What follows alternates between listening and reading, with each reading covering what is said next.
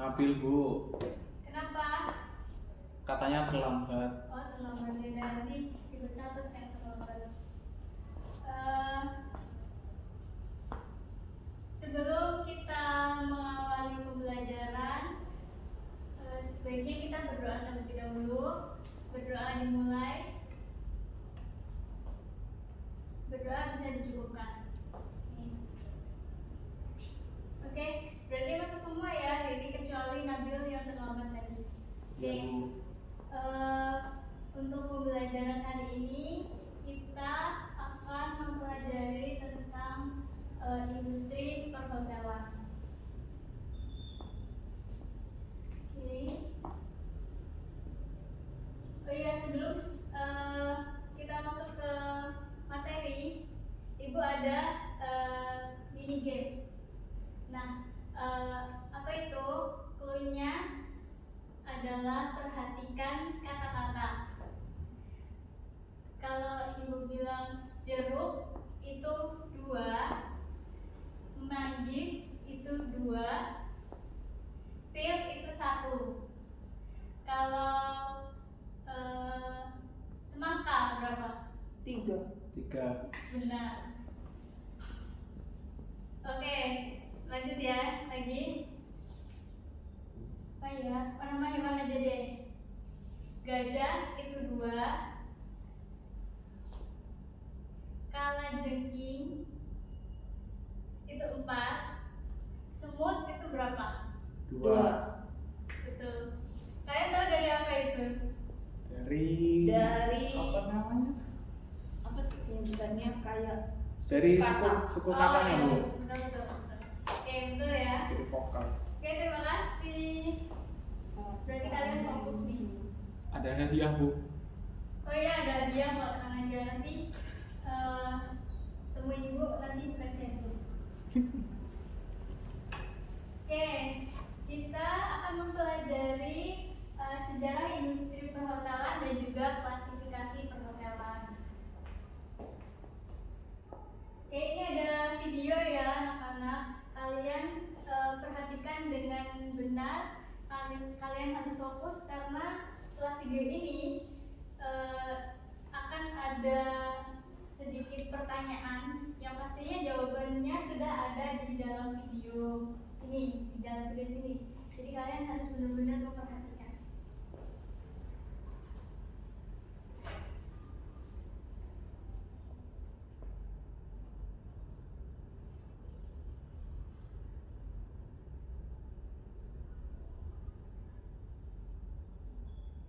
Sahabat YouTube kami, pada video kali ini kita akan menjelajahi sejarah hotel dari zaman kuno hingga perkembangan penginapan modern yang kita kenal saat ini. Jadi, tanpa menunggu lama lagi, mari kita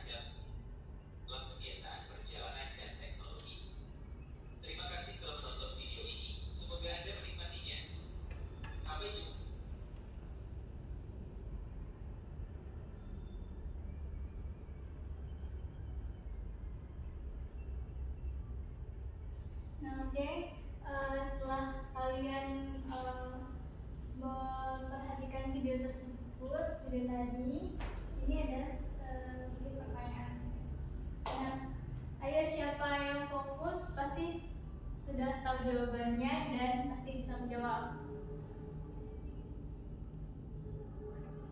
Untuk pertanyaan yang nomor 1, perkembangan hotel modern dimulai pada abad keberapa?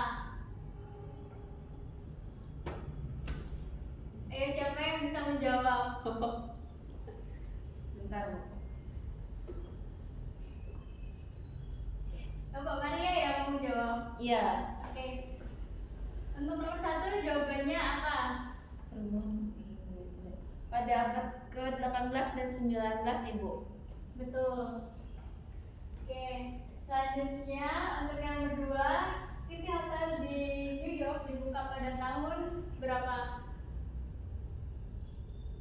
Tahun 1794 Bu. 1794. Iya, betul. Iya. Berarti kalian berdua fokus mendengarkan video tadi dan pasti tahu jawabannya. Untuk yang terakhir, Hotel Caesar Ridge terkenal dengan apanya? Pelayanan tingkat tinggi dan kemewahannya. Nah, betul. Oke, terima kasih semuanya, jawabannya betul semua. Oke, next kita akan mempelajari tentang sejarah perhotelan di Indonesia pada masa kerajaan. Nah, pada era kerajaan di Indonesia, meskipun hotel ini belum dikenal, tetapi sudah ada yang namanya konsep dari rumah singgah. Nah, rumah singgah ini dikhususkan atau disediakan untuk tamu kerajaan, bangsawan ataupun utusan resmi. Rumah singgah ini dibangun di pusat pemerintahan atau dekat dengan istana dan menjadikan cikal bakal layanan akomodasi, serta konsep ini mencerminkan nilai keramah tamahan serta penghormatan terhadap tamu dan juga budaya kerajaan.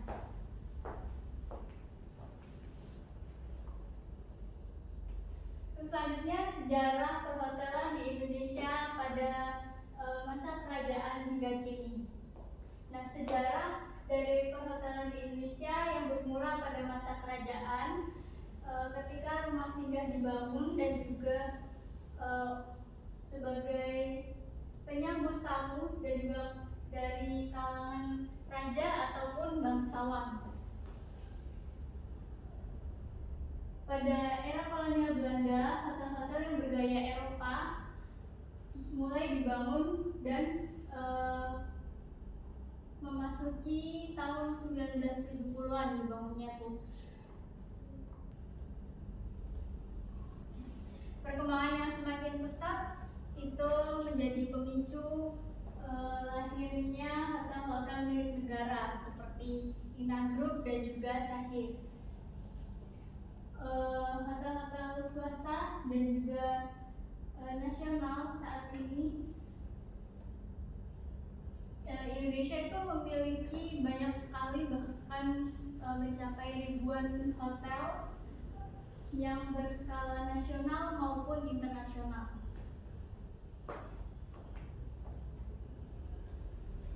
Oke, selanjutnya kita memasuki materi klasifikasi perhotelan berdasarkan dengan kualitas bintang. Yang kita tahu pasti hotel berbintang itu mulai dari bintang 1, 2, 3, 4, dan juga 5. Dan pastinya di setiap bintang itu memiliki fasilitas yang berbeda-beda. Adakah dari kalian yang pernah menginap di hotel? Pernah. Hotel bintang berapa ini? Nggak tahu. Nggak lihat Bu. Oh, nggak tahu ya. Oke. Di sini ada hotel bintang 1. Nah, hotel bintang 1 ini fasilitasnya ada apa aja? Nah, hotel bintang 1 ini fasilitasnya ada terdapat kamar tidur ya pastinya. Terus selanjutnya ada kamar mandi, resepsionis, dan juga pelayanannya yang sederhana. Nah, di bintang 1 ini contohnya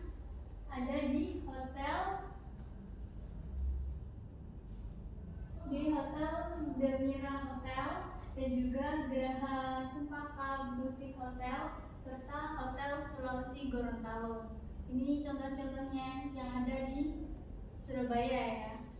Terus selanjutnya Hotel Bintang 2. Nah, Hotel Bintang 2 ini pastinya memiliki fasilitas yang lebih baik dari Hotel Bintang 1. Nah, Hotel Bintang 2 ini biasanya sudah dilengkapi dengan TV, AC, terus ada restoran dan juga pelayanannya yang mulai profesional ya. Nah, contoh dari Hotel Bintang 2 ini ada Hotel 88 Embong Kenangan dan juga Amaris Hotel di Embong Malang, serta ada Mau Hotel and Lounge. Untuk yang selanjutnya Hotel Bintang 3 ini menyediakan fasilitas yang sudah berstandar internasional, seperti biasanya ada kolam renang dan juga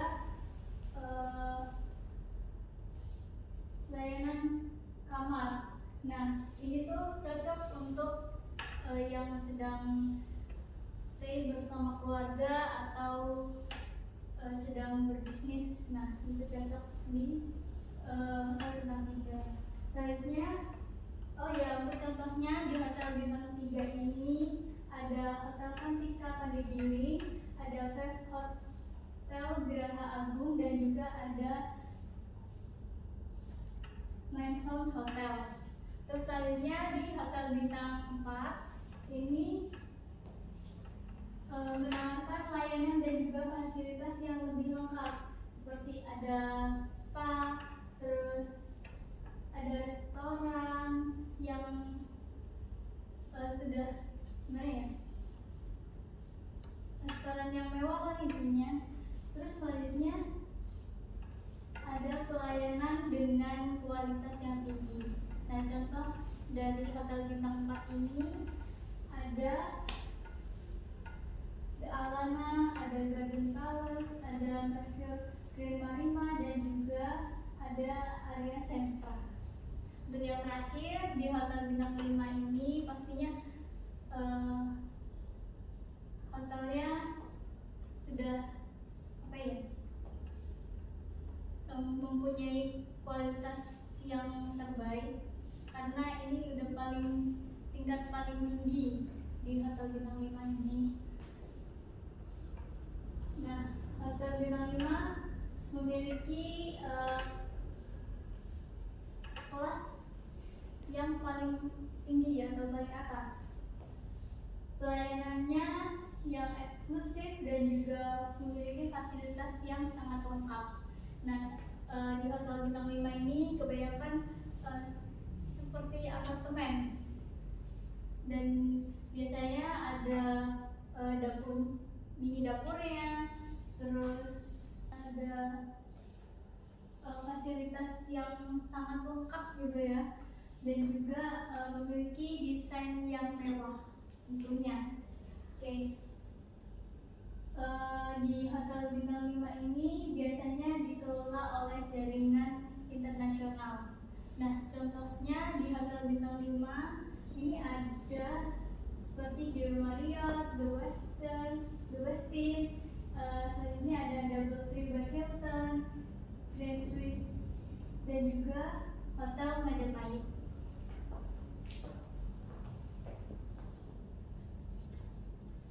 Nah, ini merupakan klasifikasi perhotelan berdasarkan lokasi. Nah, yang sebelah kanan paling atas ini sudah ada hurufnya ya, ada tulisan airport. Berarti ini hotel apa? Ada yang tahu? Kalau yang kiri atas itu yang hotel bandara, Bu. Betul. Bisa sedikit dijelaskan hotel bandara itu seperti apa? Biasanya hotelnya itu yang dekat bandara, terus layanannya itu yang cepat, praktis gitu, Bu. Nah, iya betul. Hotel bandara ini sesuai dengan namanya ya, hotel bandara. Berarti berkendara dan biasanya memiliki pelayanan yang cepat. Untuk selanjutnya yang di bawahnya itu apa? Ada yang tahu? Yang kiri bawah ya Bu? Iya, kiri bawah. Itu hotel kota Bu. Ya, yang bisa dijelasin sedikit?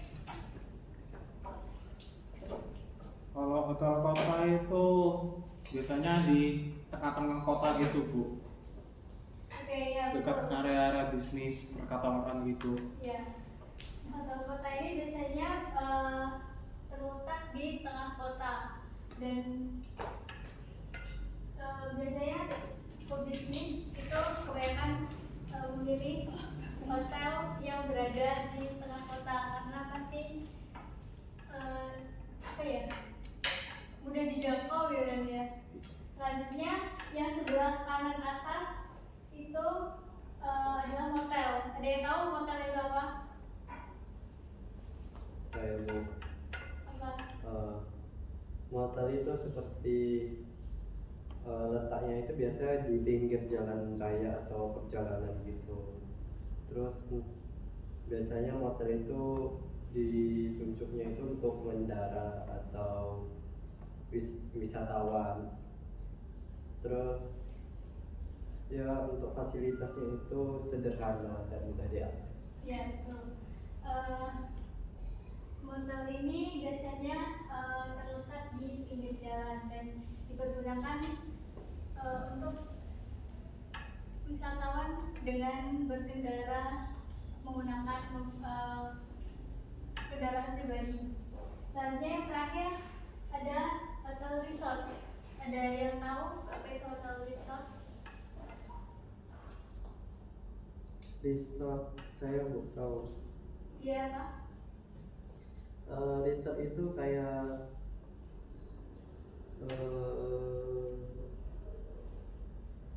biasanya itu mereka terletak di kawasan wisata seperti pantai, gunung atau danau.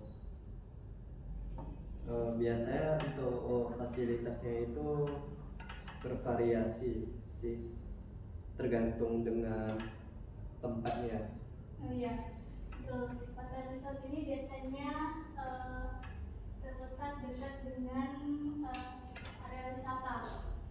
Terus selanjutnya klasifikasi perhotelan berdasarkan lama tinggal. Nah, yang pertama itu ada transit hotel. Hotel ini ditujukan bagi tamu yang menginap dalam waktu yang singkat. Nah, sesuai dengan namanya kan berarti transit hanya sebentar. Terus selanjutnya ada short stay hotel, yaitu hotel yang digunakan untuk menginap dalam jangka waktu singkat juga antara 1 hingga 3 malam. Nah, short stay hotel ini cocok bagi tamu yang sedang berwisata atau yang sedang menginap untuk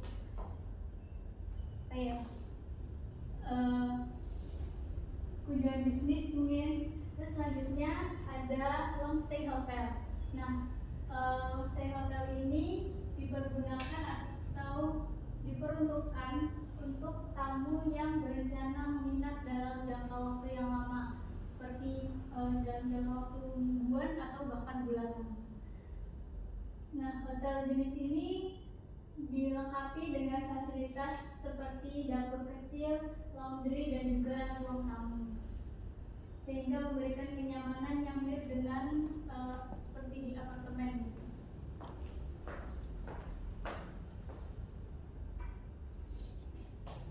Oke, selanjutnya klasifikasi perhotelan berdasarkan dengan tujuan penginapan. Nah, yang pertama ini ada hotel bisnis. Nah, sesuai dengan namanya, hotel bisnis ini diperuntukkan untuk tamu yang sedang melakukan perjalanan dinas atau yang sedang bekerja gitu ya, dengan fasilitas yang memiliki fasilitas umum yang tersedia, yaitu seperti ruang rapat, ada pusat bisnis, dan juga serta koneksi wifi yang menunjang kerjaannya. Oke. Selanjutnya ada hotel wisata. Nah, hotel wisata ini diperuntukkan bagi para wisatawan yang sedang berkunjung atau berwisata di dekat dengan lokasi hotel tersebut. Nah, di hotel ini biasanya terdapat objek wisata dan juga menyediakan berbagai fasilitas rekreasi. Selanjutnya ada hotel keluarga. Nah, hotel keluarga ini sudah pasti diperuntukkan untuk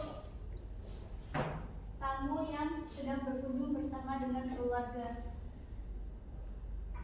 Hotel ini biasanya dilengkapi dengan fasilitas yang ramah anak, seperti ada tempat bermain dan juga ada makanan yang dikhususkan untuk anak-anak. Dan yang terakhir ada hotel konvensi. Nah, hotel konvensi ini difokuskan pada penyelenggaraan acara besar, seperti ada seminar konvensi, ada pameran, dan lain sebagainya. Hotel ini umumnya memiliki ruangan yang luas karena digunakan sebagai tempat acara, itu kan. Dan biasanya didukung dengan teknis untuk acara yang disediakan. Oke, selanjutnya ini ada barcode LKPD. Nah, kalian perhatikan instruksinya, sudah ada instruksinya. Kalian perhatikan dan kalian kerjakan. Ini merupakan tugas kelompok. Jadi satu kelompok itu terdiri dari 2 sampai 3 orang. Untuk pengerjaannya Ibu kasih waktu 30 menit. Silakan di scan terlebih dahulu. Selanjutnya nanti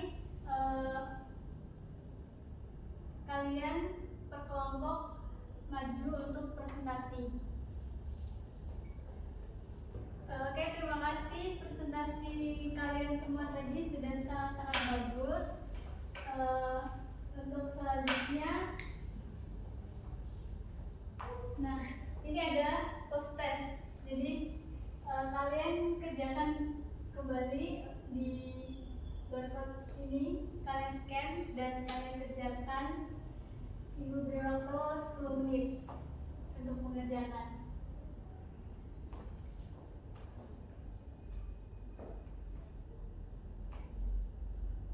Sudah selesai semua? Sudah, Bu. Oke, terima kasih.